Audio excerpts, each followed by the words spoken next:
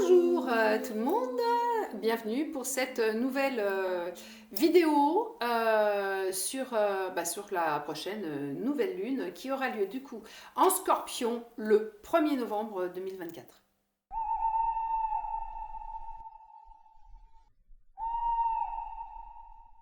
Alors, les énergies pour cette nouvelle lune en Scorpion. Alors déjà, le fait qu'elle soit située, on va tout de suite en parler, sur le 1er novembre, c'est super génial. C'est super génial parce qu'on est complètement raccord avec l'énergie du signe du Scorpion, vu que du coup, on est quand même sous l'énergie du jour de la Toussaint.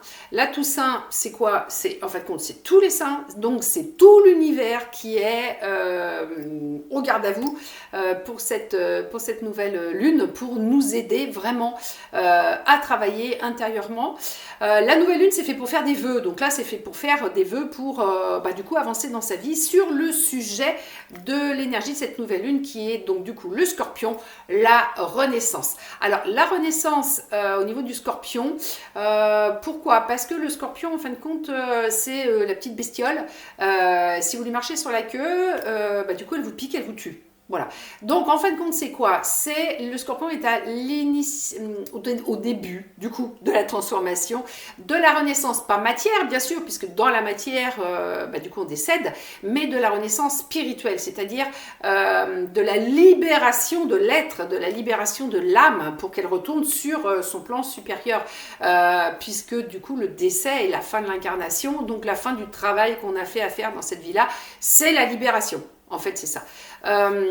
Donc, ce petit Scorpion, en fin de compte, est le plus petit signe du zodiaque, quelque part, mais il est, alors je dirais pas le plus puissant, parce qu'ils font tout ce qu'ils ont à faire, bien sûr, mais enfin, quelque part, il est quand même capable de vous catapulter vers, justement, cette connaissance spirituelle pour laquelle on pédale tous, on travaille tous, toute notre vie dans l'incarnation, en se posant 3 millions de questions, là, du coup, on va dire à la seconde, dans la seconde du décès, on a toute la compréhension de l'univers. Et souvent, quand on lit des bouquins sur des personnes qui ont fait des expériences de mort imminente, il y en a beaucoup qui expliquent ça. C'est-à-dire qu'en basculant, en fait, ils se sont retrouvés avec la conscience complètement ouverte et la compréhension de tas de choses. En fait, c'est ça. Voilà, donc on est dans cette énergie-là, comme on est, je vais en profiter pour faire officiellement, on va dire, un petit coucou à mon meilleur ami qui est parti, qui est parti il y a quelques années, et donc, puisque c'est la fête des défunts, hein, j'ai toujours quand même une pensée pour lui, même sans que ce soit la fête des défunts, enfin c'est pour vous dire quand même, pour imager mon propos, avant de décéder, il m'avait dit, c'est pas compliqué, hein, soit effectivement du coup tout se passe bien, je reste là, je change de vie, je fais autre chose. Vraiment dans de l'altruisme complet. Il m'a dit soit du coup c'est le moment que je parte et je vais partir, et il m'a dit là-haut je vais me bidonner parce que moi j'aurai toutes les réponses et je vais te voir pédaler à poser toutes tes questions et à te prendre la tête là-dessus. Voilà, donc je lui ai dit écoute mon petit père, si c'est ce cas-là, aide-moi, et c'est vrai qu'il est toujours effectivement au taquet pour m'aider quand il faut. Voilà, donc bisous Henrik. Voilà.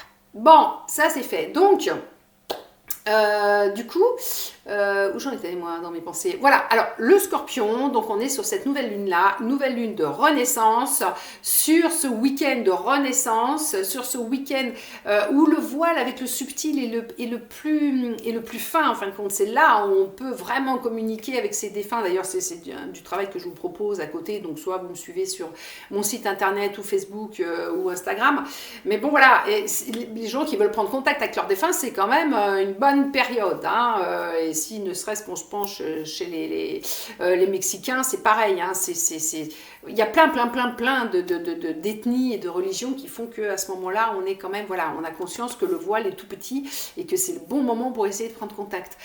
D'autant plus que le Scorpion est relié à la planète Pluton. La planète Pluton, donc c'est la fameuse 9e planète. Alors, 9e planète, pas planète. Bon, pour moi, planète, parce que 9, c'est le chiffre de la complétude, et moi, je préfère penser que l'humain, en s'incarnant dans la matière, très lié à tout ce qui est cosmos, à tout ce qui est nature, Mercure automatiquement évolue dans un système planétaire à 9 planètes, c'est-à-dire le 9 de la complétude, puisque l'humain est là pour chercher justement la complétude de son être, l'équilibrage entre sa partie matière et sa partie spirituelle.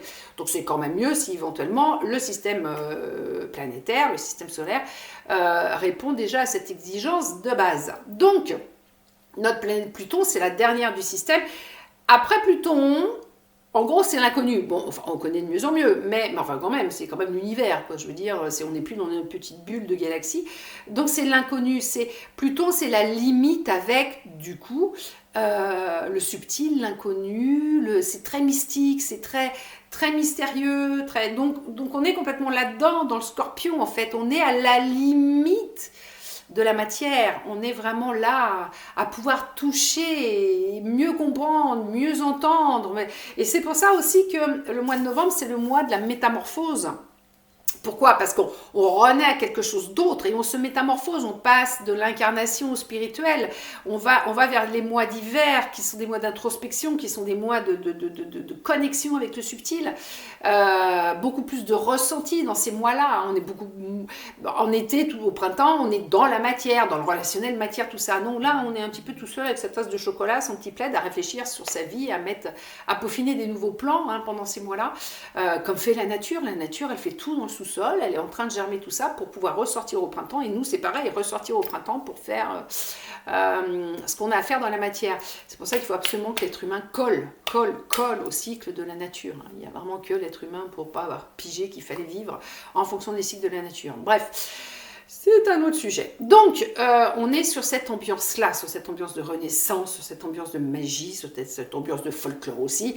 Mais voilà. Donc, c'est vrai que du coup, elle est super bien calée sur ce week-end-là. Elle aurait pu tomber le 31 octobre, c'était aussi nickel, ou le 2 novembre, c'était aussi nickel. Mais sur ces 3 jours-là, là, c'est bingo au niveau de l'énergie. Donc, on est vraiment raccord. Elle est géniale. Voilà. On va être aussi... qu'est-ce que j'ai pas dit? Oui, si, le Scorpion, c'est quand même un signe d'eau, donc bon, on est quand même dans l'émotionnel. L'émotionnel qui fait passer justement dans le travail intérieur. Voilà, quand on cherche justement à essayer de comprendre ses émotions et pas les canaliser, à les comprendre, à les laisser s'exprimer, mais dans l'équilibre, pas dans le débordement du coup émotionnel. Bon. On est sur un vendredi. Vendredi, sous l'énergie de la planète Vénus. La planète Vénus, c'est l'étoile du Berger qui va nous guider. Donc c'est bien parce que ça va nous guider dans notre petite tête et dans notre ressenti subtil pour aller vers les choses bien, pour rendre beaucoup plus de choses accessibles.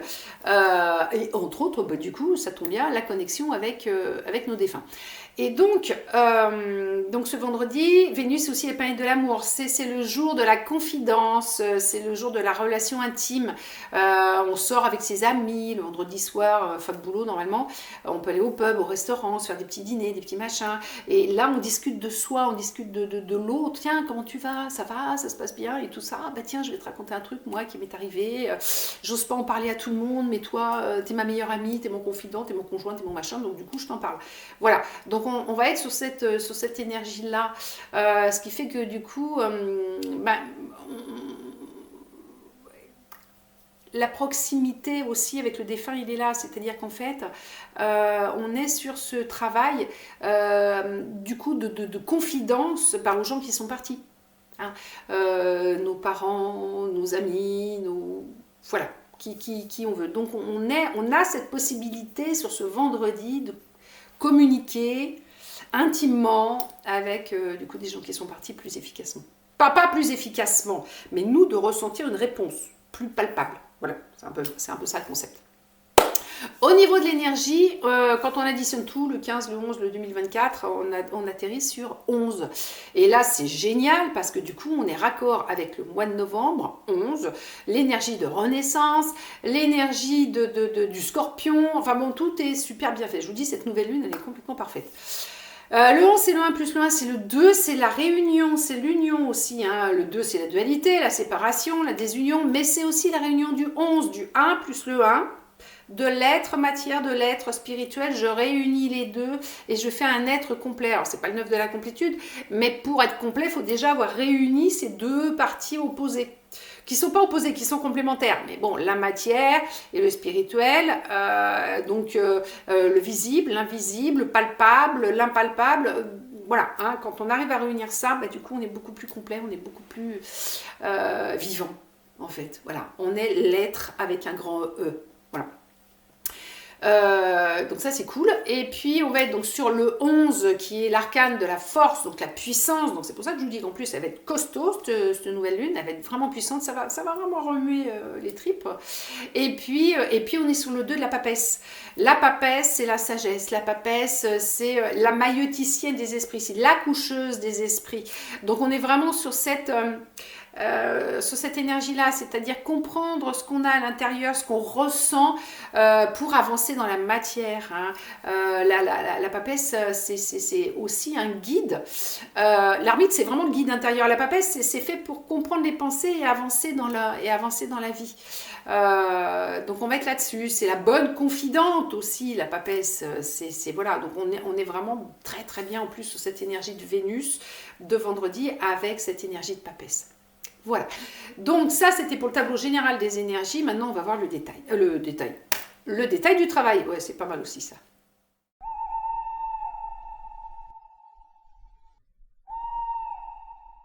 Alors le travail, donc comme d'habitude vous faites le travail si ça vous branche, si ça ne vous plaît pas vous ne le faites pas. Il faut vibrer avec ce qu'on fait toujours si on veut avoir des résultats.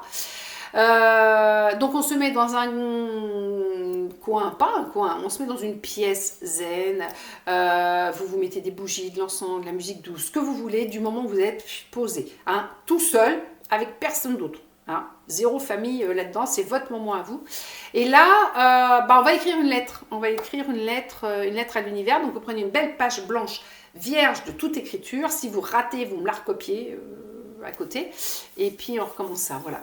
Donc vous allez écrire une lettre donc pour lui demander, hein, alors je vais lire parce que des fois c'est un peu compliqué ce que je marque, donc pour lui demander d'accompagner la réussite de votre naissance, oui parce qu'on est toujours sur l'année 8 de l'abondance et de la réussite. On a dit que ça allait s'arranger en fin d'année. Là je renvoie à mon podcast de début d'année, puisque on avait vu que dans le travail des 12 premiers jours de l'année, le jour 11 qui est relié au mois de novembre, c'était le jour de la nouvelle lune en Capricorne, qui est la nouvelle lune de la persévérance. Donc ça voulait bien dire qu'il fallait persévérer jusqu'au moment du mois de novembre, jusqu'au 1er novembre, nouvelle lune de la Renaissance, mois de la Renaissance. Voilà, donc la réussite elle est là, la Renaissance elle est maintenant. Bon.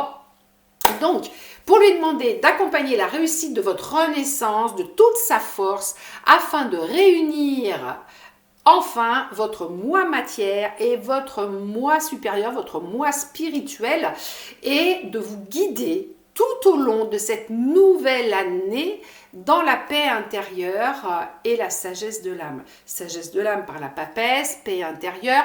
Et pourquoi nouvelle année? Attends, vous allez me dire, attends, on est en novembre, on n'est pas encore en janvier. Parce que le 1er novembre, chose aussi que j'ai oublié de dire, des fois je m'emballe, j'oublie des trucs, c'est que le 1er novembre, c'est le nouvel an, le nouveau jour de la le premier jour de la nouvelle année énergétique. L'année énergétique commence par la renaissance au 1er novembre. On revient, on renaît à sa compréhension, à son être supérieur. Et c'est là où on peut avancer. Voilà.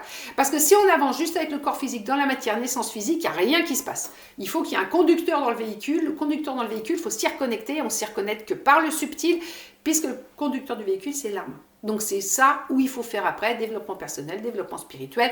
Vous pouvez trouver plein de formations, d'informations. Déjà, moi, je redonne pas mal sur Internet.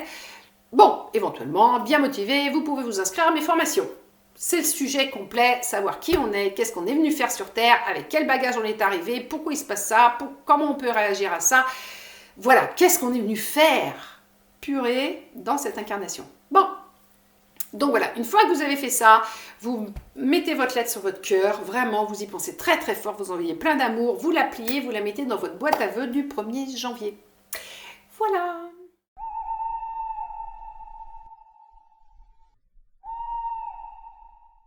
Et bien, si vous avez aimé, je vous invite à liker, à partager surtout, et puis à vous abonner si ce n'est pas fait, il y aura d'autres vidéos. Et puis, ça peut vous faire réfléchir et puis décider que changer votre vie, c'est maintenant.